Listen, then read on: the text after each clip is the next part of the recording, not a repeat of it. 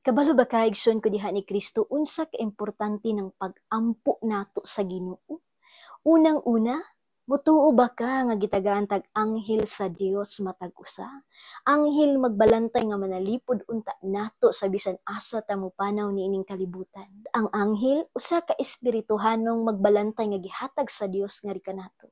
Kung ang atong bodyguard gani dinhi niining kalibutan, di ba atong silduan atong pakan-on og tarong aron bantayan putag tarong. Karon unsa man atong ihalad sa atong mga anghel nga mapagkaon nga atong ihatag nga naa sa kanila nga dili man sila tawo nga makakaon sa material nga butang. Igsoon ko diha ni Kristo, maura gyud ang pag-ampo nimo sa Ginoo.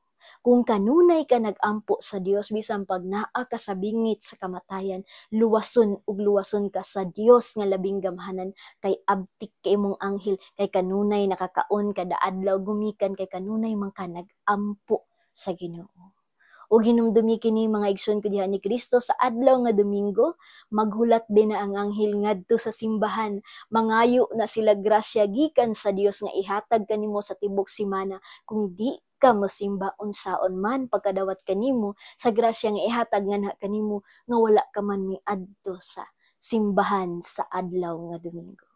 Hinumdumi kung kita dili mo simba salang mortal kini sa Ginoo ug kung mosimba pud ta nga dili ta babayi tanawon igsoon kung babayi makasala pud ta nganha sa Dios. Kay hinumdumi ang simbahan balaan ug kita usab nga mosulod niini dapat magbalaan sa atong kaugalingon dili lamang sa pulong kundi apil sa atong ninlihukan, binuhatan ug sinuotan.